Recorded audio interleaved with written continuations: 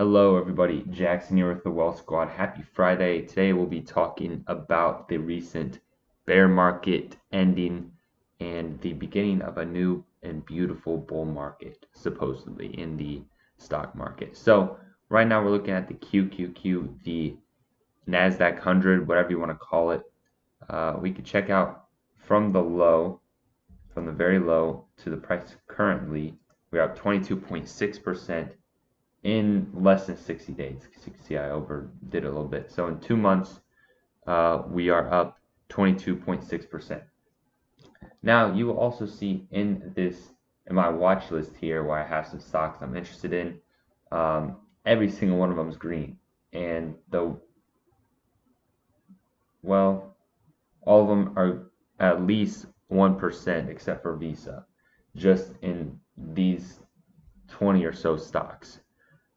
The last couple days of the market not been a disappointment. Let's just say that. You can see QQQ, even just the past 5 days. We'll check it out. So it started off not too good, but the last 2 days have been great. I'm sorry, last 3. And you could just see that, of course, Friday. Great day for the market. But there are some reasonable deals still to be bought, in my opinion. Right now, we can look at Intel. Depending on what you see in the semiconductor space, Intel is a good buy here. You can see it's the lowest since 2017. Square coming back. You can see I'm not going to talk much about the growth stocks because that's more risky. We're just going to talk about consistent value plays that earn a reasonable profit, and we're not going to go too risky. So Intel, maybe, right?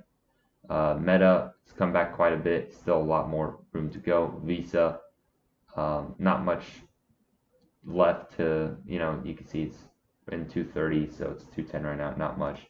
PayPal, that's a risky one. Amazon at 143 is not the worst thing in the world. You just have to times that by 20. And what you do, when you times that by 20, you get 2,700. And that's roughly the price it was, back before the split, 2,800 or so. And so you would look and ask yourself, is Amazon at 2,800 a good buy? Maybe, maybe not. Of course, in this range, it was a great buy. But we also saw prices as low as $100 or $2,000, whatever you want to call that. Starbucks has come off quite a bit since the low. Nice gain here. You can see $15 a share. Home Depot also nice off the low. So nothing so far that I'm totally gravitating towards. Maybe Google in this scenario, just because we're back a year ago prices, and it still has $30 to go. Roughly, we can actually see here.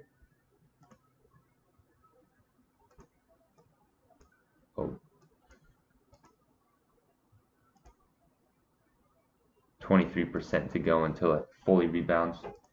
QQQ, that's more of a macro play. Obviously, if you think that the market is going to continue to rebound, then of course, same with SP 500. Apple, I'm not touching. It's already basically fully recovered. Walmart, not a bad deal.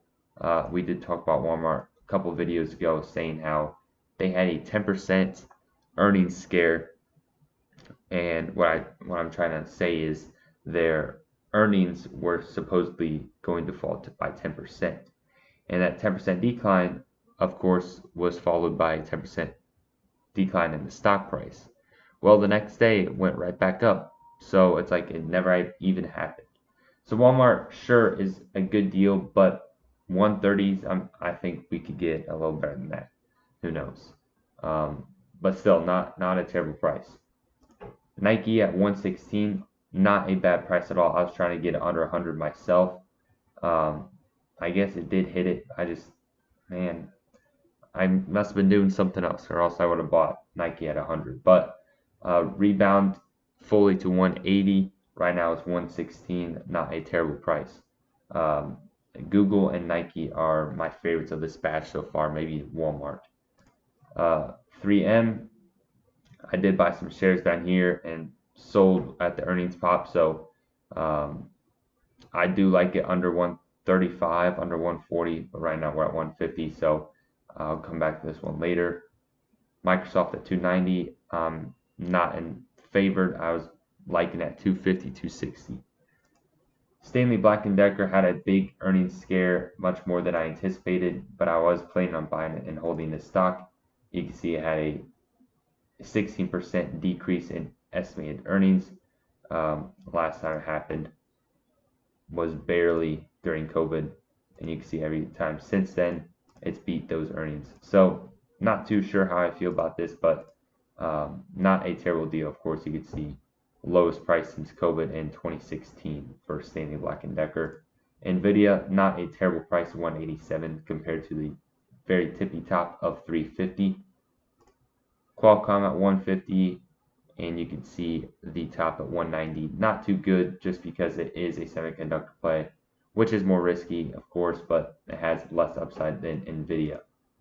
Broadcom, same type of deal there, and then Allstate, which I've just been kind of messing around with. But basically, guys, out of these 20 or so stocks, I do like Nvidia still.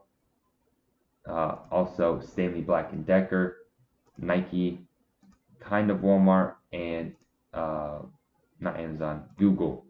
So not much out there. You can see maybe 1 and 5 are still a good deal. Much of these stocks had what I like to call overreactions, sure, but reactions nonetheless. And those reactions, half of them or so, are not overreactions. And let's say it's like a Walmart example, earnings fallen by 10%. If the stock falls 10%, that is completely normal, right? That is what is intended to happen. That's what's intended for the stock to do, because income and the valuation is, of course, dependent on the income. And if the income is down, then the valuation should at least go down with the stock price, or stay the same. So the stock price has to fall.